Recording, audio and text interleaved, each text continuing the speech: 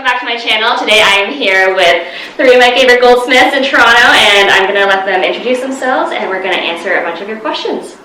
I'm Elizabeth from Bread and Circus. Chantal from Token Gold. And I'm Carly from St. Eloi. So I have a contemporary fine jewelry line in the city.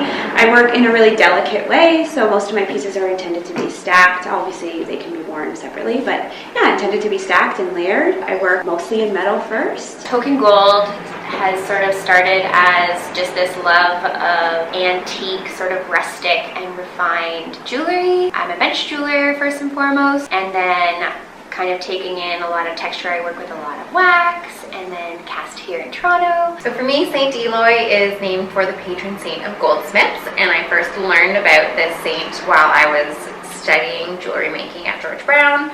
I fell hard in my history classes for all of the different periods of jewelry. My collection is all vintage and antique fine jewelry. For me, it's really about kind of imagining what kind of story each of these pieces has, and the historical context in which they fit. So now we're actually here in their pop-up that's in Toronto until December 28th. Yep. And I'm just going to also ask why and how you guys decided to do this. We kind of came up with the idea of Smith in a random conversation as we were planning out our holiday. We're studio mates, by the way. Yeah, so we work beside each other with our workbenches, and we're just chatting. Yeah, there's always a lot of time to discuss those types of things. So we were just thinking about how to carve out a space for ourselves during the holidays without having to sort of rely on a whole bunch of different avenues and channels and just do it for ourselves. That's how Smith was born. So I have a list of your questions that I thought were most appropriate to ask these ladies, and then we'll take a tour around their collections. The first one would be, what should you look for most when buying a piece? I think everybody's going to be looking for sort of different characteristics in a piece, right? So I think first and foremost, especially if you're investing in a piece, to invest in something that's really your style, that you're going to love forever, and if it looks good, feels good. I always like low profile jewelry. Obviously I like a bit more texture, something that's going to wear well, is set well, which when you're not always going to know those characteristics, so don't be afraid to ask questions when you're purchasing a fine piece of jewelry. Yeah, I think the only thing I would add to that is, bottom line, buy with your eyes. If you love it, it doesn't matter what the specs are on a piece, what, any of the background on it. It's great to know. We all love that kind of thing, but if you fall for it, you fall for it, and you want something that's going to make you happy every time you look at it, every time you put it on, and that's really the most important thing in my eye that you can do. What is the best way to store your pieces, and does it differ with different metals? With your silver, the best thing that you can do is pop it in something airtight. So the reason that silver tarnishes is because it's exposed to oxygen. If you have silver rings, silver necklaces, silver pendants, silver earrings, anything like that, it's going to be the happiest when you're wearing it. So wear it often and love it. And when you're not wearing it, just a little Ziploc baggie does the trick. And I would say as well to store it away from any of your sort of fun, what I usually call mystery metal. If you're not sure if it's gold or silver, it can cause some of your pieces that are tarnishable to oxidize a little bit faster. And then like bananas. Yeah. Don't store your jewelry with bananas. One of the questions I get a lot are where to get good dainty rings, and I feel like that might be your wheelhouse to talk about them. Yeah. I think there's definitely everyday sort of simple jewelry in all of our collections for sure, but I think, I like to say that Bread and Circus is definitely this sort of adornment in whispers. Yeah, it's not statement pieces, it's really about creating pieces that you feel genuinely connected to, that kind of are part of your everyday experience, that live with you on your body. How do you know if gold or silver suits you? I feel like this is a tough one. If it's a question of if it suits you, I think again, if you like it, do it. I don't think there's a such thing as a skin tone that doesn't go. Metals are a neutral. They go with everything. Every color of metal can go with everything. So if it's what you like, do it. Really no rules in jewelry anymore. Like they used to Yeah, say, yeah, like, yeah, exactly. you know, if you're more tan, you should wear, like, if you have a European background, you can wear yellow gold. Or if you're pasty and pale, you should wear, like, either white gold or rose gold. Like, there's no rules anymore. To a lot of people worry that rose gold is trendy, but it has been around forever. Old alloys of gold have such a range of colors. I wouldn't worry about it being a trend. How to clean your jewelry. This one is a definitely very popular one. In a low budget sort of way, with a really soft baby brush, and really just simple Dawn or Palmolive dish soap. In a dish of warm water, you can drop in your gold or silver jewelry, and you can just use, you have to use something with a soft bristle brush. You don't want to scratch your metals or, you know, do any of that. With some patience, as Carly has described to me, I have a really old ring from my mom that I should probably get cleaned. You sit in a small little warm bath of water, and you can just go ahead and with some patience and not too much elbow grease, really get at those little crevices and clean out a piece of jewelry quite well in a low budget way. And when you rinse it, when you're working with them, anytime you're anywhere near a sink or a water source with your jewelry, please, please, please plug your drains. Always plug your drains. Don't unplug that drain until you are certain that you have dried your piece and everything is intact and that no stones have come loose or fallen out while you were cleaning. Yeah, I think Plug those drains. to add with what Liz was explaining with like a little baby toothbrush, it's just a really great way to start with that sort of cleaning, because we know what can go in a harsher chemical that is like a traditional jewelry cleaner, but maybe you don't. So like opals can be sensitive, pearls can be sensitive, certain gemstones shouldn't go in the harsh chemicals. So it's just like really, really easy to always tell our clients just to use your dish detergent because it's very gentle and it's also a degreaser. It won't scratch your stones. You don't need to worry about it being abrasive and scratching your gold or stones. You already have it at home. Yeah, it's so easy. And we all use baby toothbrushes so that we don't mix up our toothbrushes and they're cute. I use a soft one, but maybe now I need to get a baby one. Like step Piglet. it up. Yeah. Mine's Piglet. My Piglet toothbrush is in my backpack. I have a Winnie the Pooh and a Piglet too. Okay, I'm gonna go toothbrush shopping after this. How to decide on which pieces to invest on? I guess because there's so many different types of jewelries out there. Do you have any advice for people that are on a budget that want to invest but maybe don't know which type or what kind? Yeah, you really have to just love it. If it speaks to you. That being said, we always kind of advise, like, if you are getting an opal ring, it might not be an everyday ring because opals are a little bit softer. You sort of run the risk of wearing it every day, and you know, one sort of banging it on something really hard can crack an opal. So they're definitely a little more safer to put in, say, earrings or a necklace. But that's something that, you know, just asking those questions when you're doing your shopping, like, is this hard? Is this suitable for ring wear? Will this last throughout my life and like hold its sort of structure and still look good 20 years from now?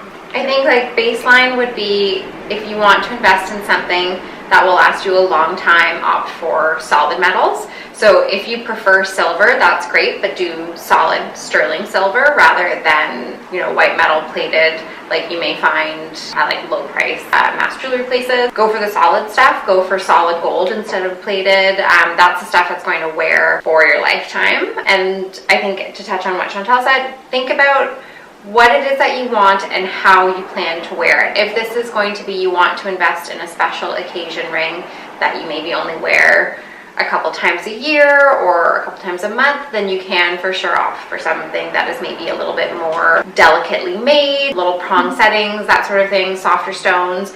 But if you do want something hardy that you can wear every single day, look at the way it's constructed. Bezel settings are a great option because they protect the whole stone. Harder stones are a great option. Gold and platinum, white gold are harder than silver. So if you're thinking about a ring and you want to wear it every single day forever, those are going to hold up better than silver. What do you believe are the fundamentals you need to start your own jewelry company? Passion. You have to really love it. It's tough. So if you don't really love it, I mean, you might as well do something else that you do feel really excited about. Specifically in jewelry, especially fine jewelry, it's a large investment of both time and money. both build a collection, to source materials, all of those things. So as a background, I was self-taught and then started where I was. I think that's always the best advice. Don't, break the bank or go broke trying to start a business.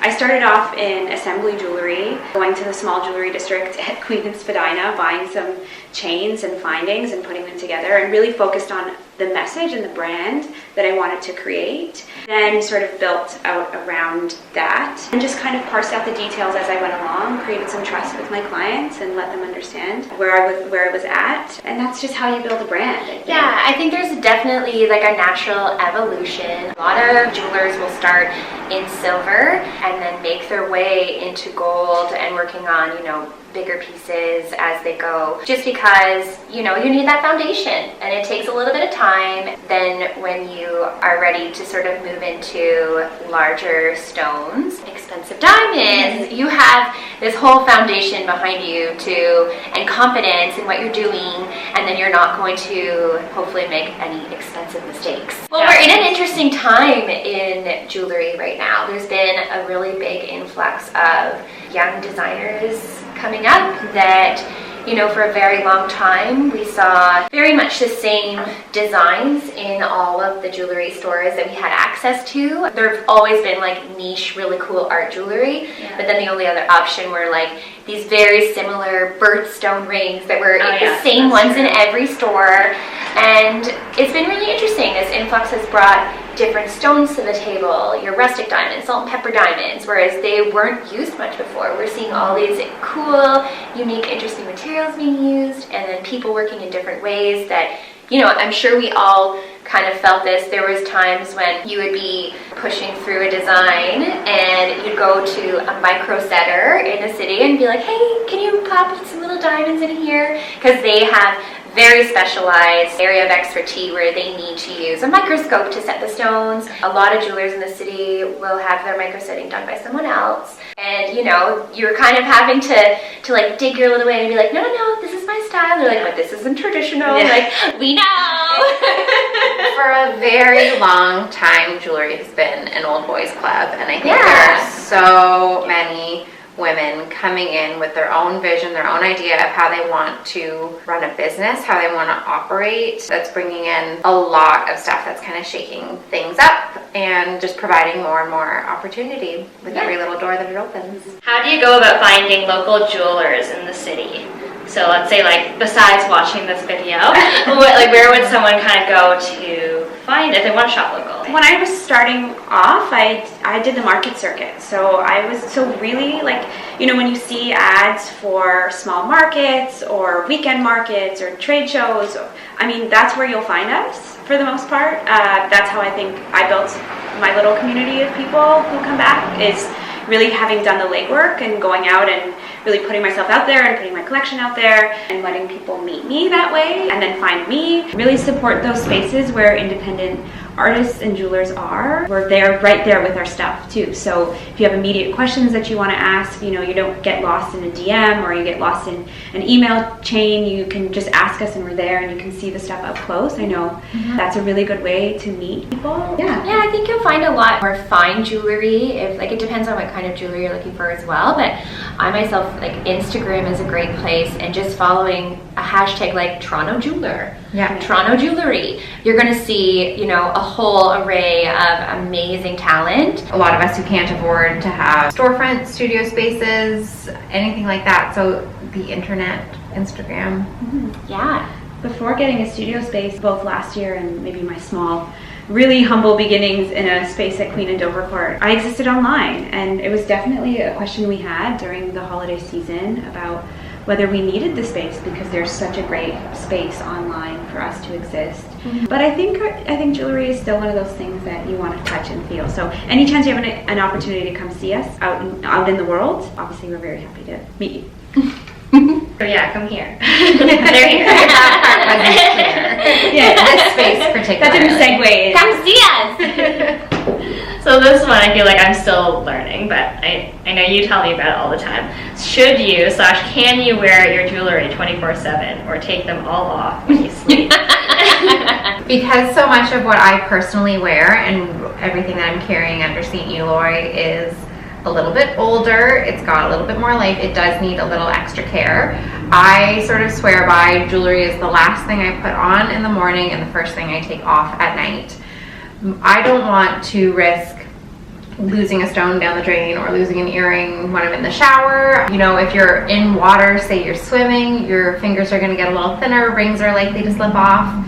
If you're sleeping in your chains and you're moving around at night, that's going to cause stress on the chains, and over time the links can snap and you'll think that you haven't done anything, you didn't even touch it and it just fell off. But it's all these little things. If you're toweling off after a shower and you're kind of getting any kind of tug on it, that can weaken the chains.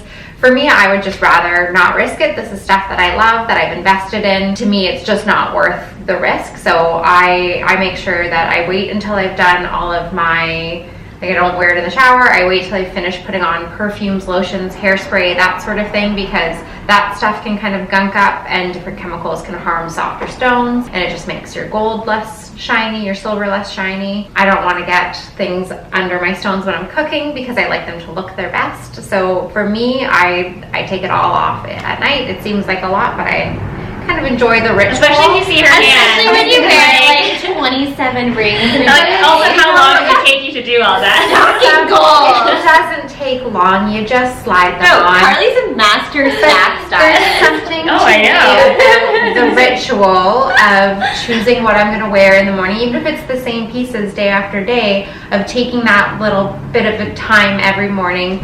That I'm going to take those. These are the pieces that I care about. They mean a lot to me, and I'm just going to slip them on every morning, and that way I know that I'm preserving them. So many of these things, I'm sort of their temporary caretaker. They have lived lives treasures long before me.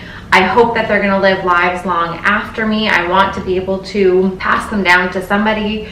So for me, it's really important that I do my part as their caretaker to do good by them. I mean, it's definitely also important to remember that we have these stunning investments of diamonds, sapphires, different stones, and we work really hard to make your rings everyday wear. But when it comes down to it, this, you know, very expensive investment is really just being held in place by delicate metal prongs.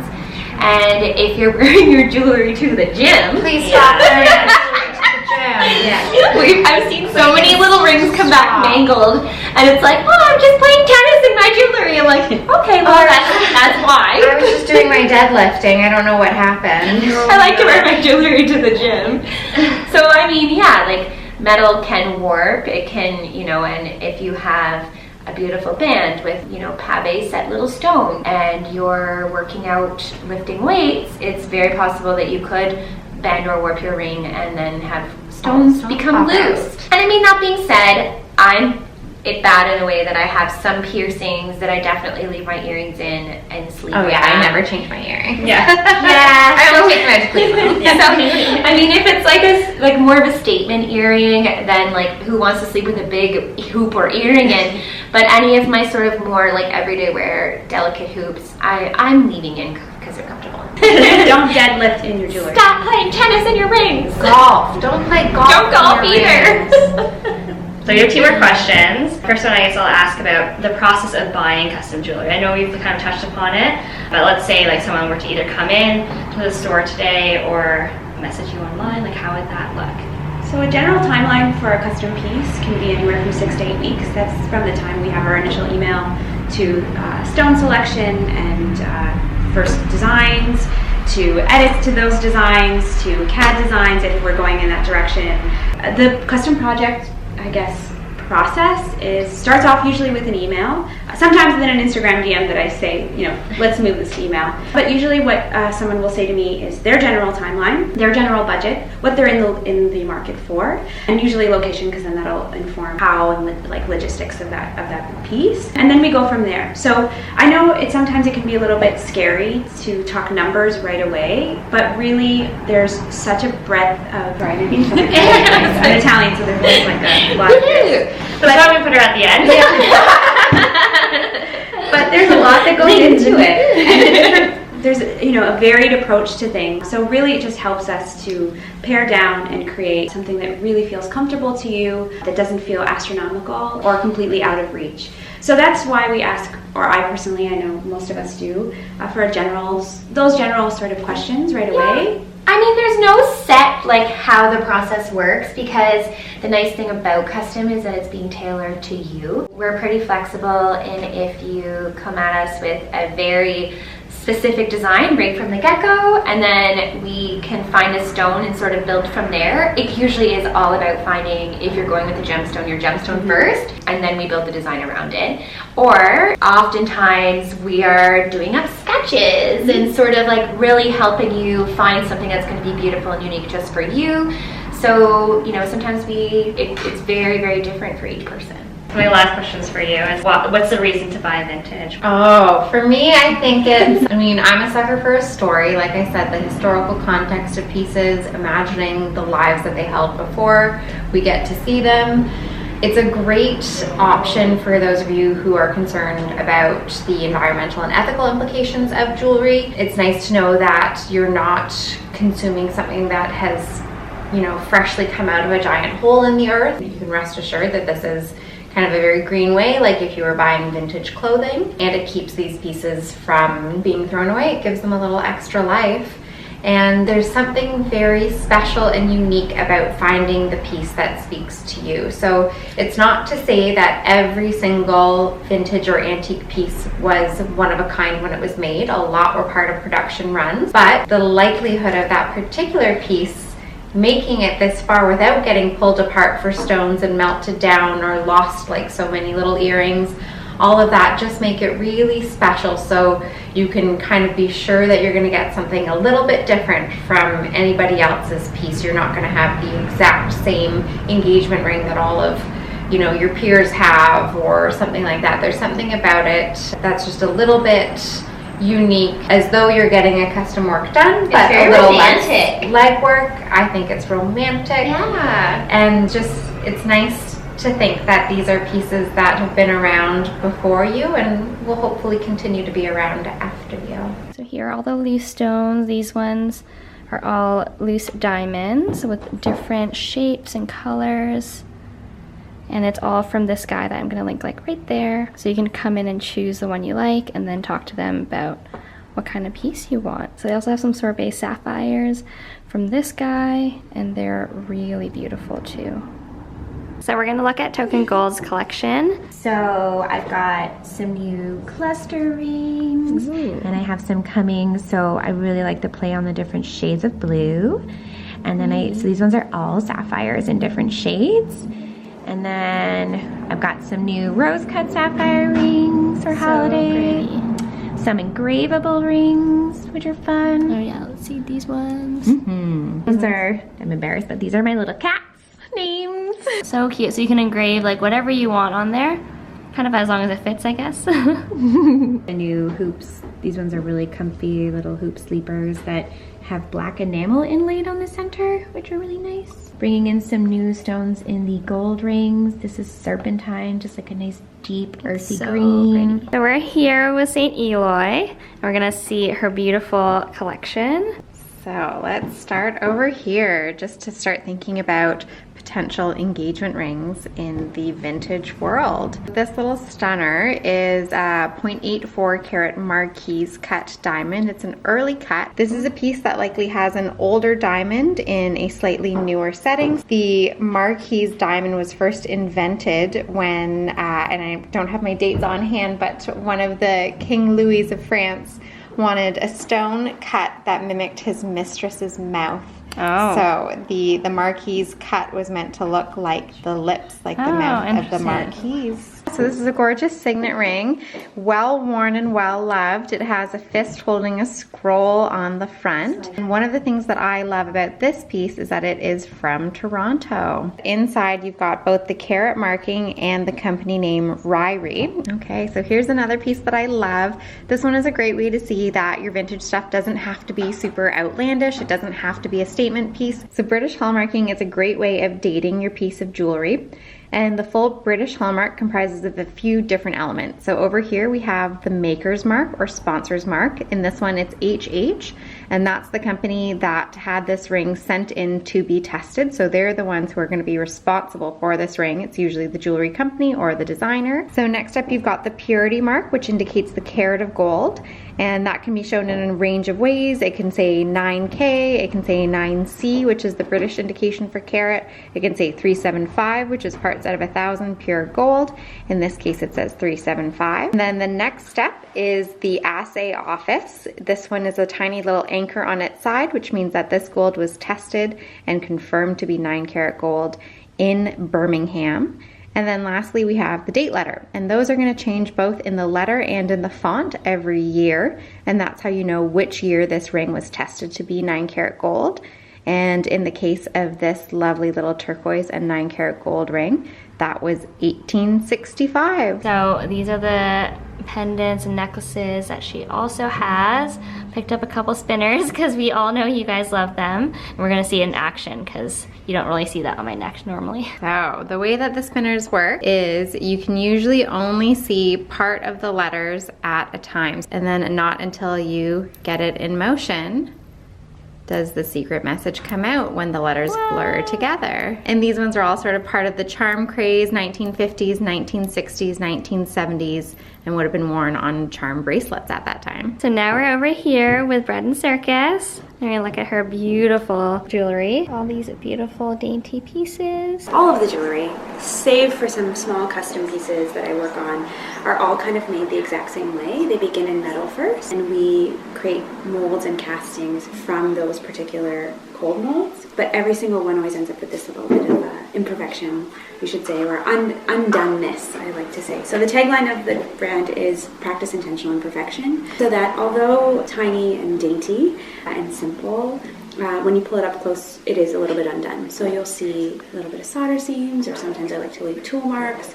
That's a little bit of just an intention and to try and create a happy marriage between the sort of finished piece, but then also really honing down on the idea that it's still handmade. So I guess my principle always is if I can put diamonds in it, I will. So why not? Why not? So although the bands are seemingly quite thin and small, if I can get mealy in there, I definitely will. So I have the naked collection, which is always like the bare bands. Okay, and then, so those ones are these ones back here. Yeah, so for example, in a circle ring that I have, I'll do the naked version of the circle ring. Okay. And then I will serendipitously place little diamonds, not on, just as a suggestion, not as an entire sort of diamond halo, okay, but rather just in a small little place. Okay. Just as a suggestion, or like a little shimmer. So speaking of the metal first sort of approach, one of the biggest and most informed collection, I think, is the Meteora collection.